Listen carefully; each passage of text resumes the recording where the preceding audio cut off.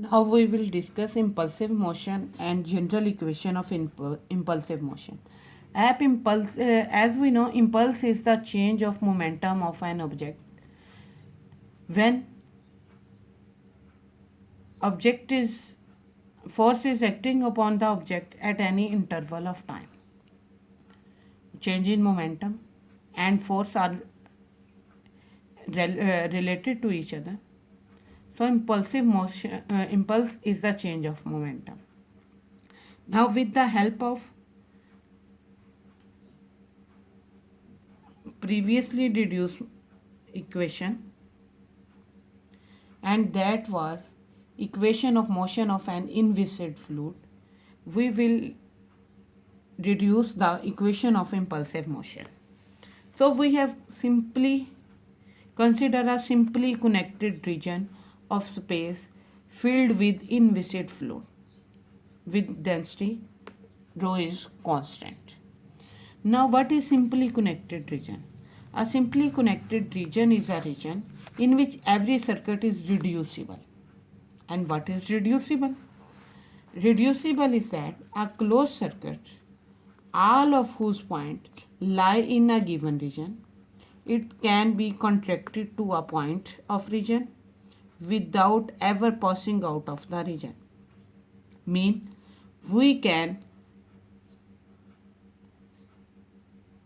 contract our region. Simply connected region is a region which can be contracted by applying force. It can be contracted, it may be changed into any shape.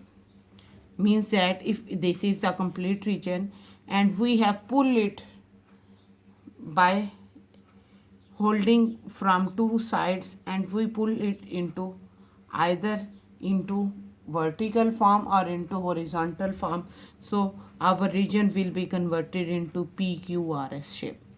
Such region is called reducible region. So we have take such type of region and inviscid fluid is filled into that region. Suppose a system of impulses is applied simultaneously to its boundaries. And we have already reduced equation of motion for an inviscid fluid, that is equal to dq by dt is equal to f minus 1 by rho gradient of v. This is acceleration, change in velocity over time. Integrate from 0 to 2 as we are taking derivative, changing with respect to time. So we will apply integration on both sides with its limits starting from 0 and ending at t. Then we will get this equation into form of this: 1 by rho gradient of p dt, f dt, and dq by dt dt. 1 by rho is constant, so it will be taking outside from the integral, and this is the remaining. As this is with respect to time changing, so gradient of p will also be outside the integral, and there will be only one integral on the left hand side, that will be from 0 to t dt. Pressure is with respect to time. So this equation is turned into this equation 1 when time is equal to 0. No force is applied, so this integral is equal to 0. And this equation reduces to the second equation. In such case, 0 to t p dt is called impulsive pressure. This is pressure with changing time, so this pressure is called impulsive pressure, and this will be denoted by omega delta.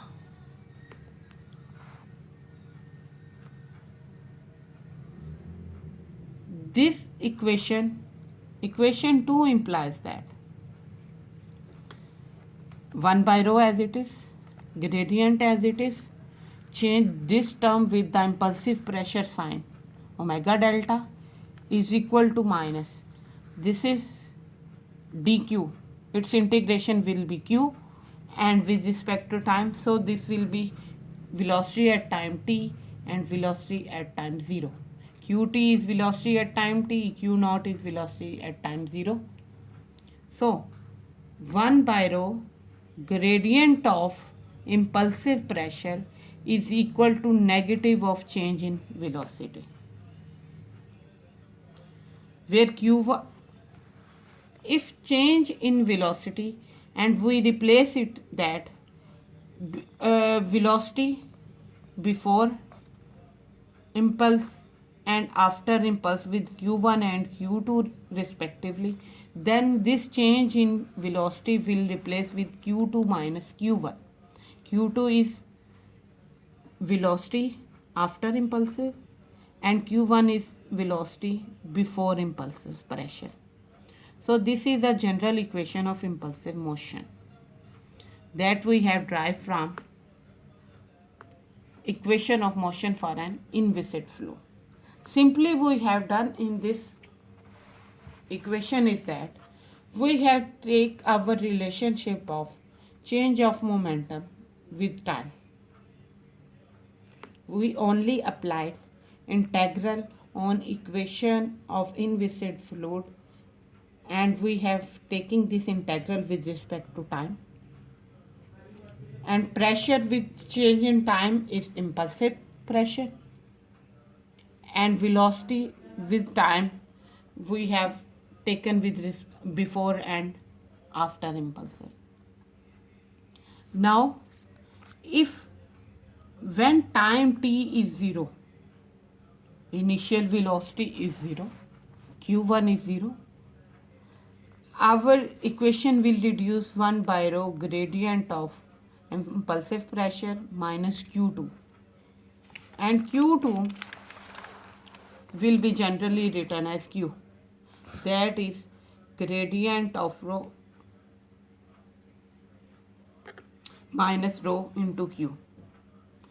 Gradient of impulsive pressure can also be written as nabla into impulsive pressure, and this is equation 3. But when motion is irrotational, then velocity is equal to minus into del phi.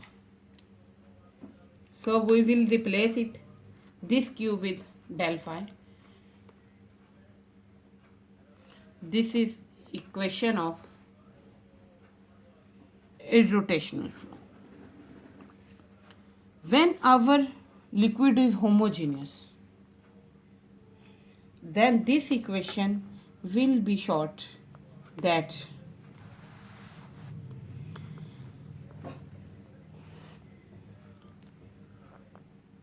impulsive pressure is equal to density into phi plus constant.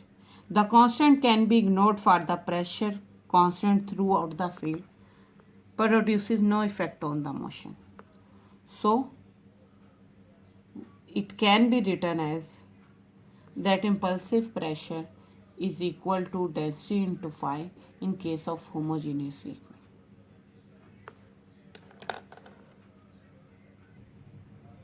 And that's all about today's lecture, in which we have discussed that equation of motion of an inviscid fluid on the basis of Gauss's divergence theorem and Newton's second law of motion, and then we have discussed impulsive motion and general equation of impulsive motion.